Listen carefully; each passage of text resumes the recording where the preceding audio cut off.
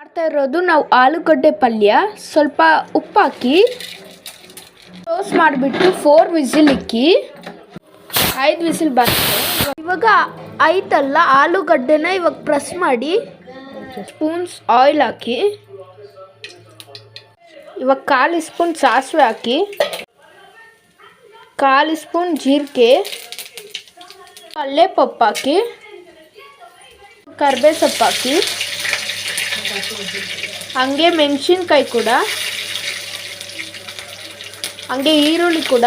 ಆಮೇಲೆ 2 minutes fry ಮಾಡಿ, ರುಚಿಗೆ ತಕ್ಕಷ್ಟು ಉಪ್ಪು ಹಾಕಿ ಆಮೇಲೆ ಫ್ರೈ ಮಾಡಿ.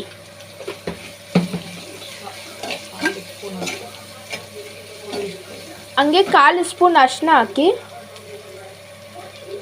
ಪಲ್ಯ ಇಟ್ಟು 1/2 ಸ್ಪೂನ್ ಹಾಕಿ ಆಮೇಲೆ ಫ್ರೈ ಮಾಡಿ.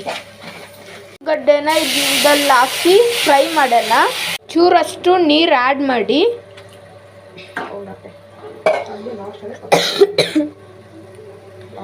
ಹಂಗೆ ಟೇಸ್ಟ್ಗೆ ಕೊತ್ತಂಬರಿ ಹಾಕಿ ಫ್ರೈ ಮಾಡಿ. ಆಮೇಲೆ ಓಪನ್ ಮಾಡಿ ನೋಡೋಣ.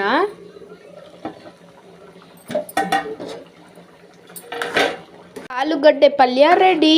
ಚಪಾತಿ ಮಾಡೋಕ್ಕೆ ಶುರು ಮಾಡೋಣ. 1 ಸ್ಪೂನ್ ಆಯಿಲ್ ಹಾಕಿ,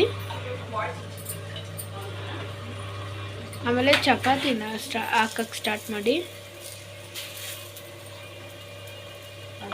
ಅದ್ರ ಮೇಲೆ ಸ್ವಲ್ಪ ಆಯಿಲ್ ಹಾಕಿ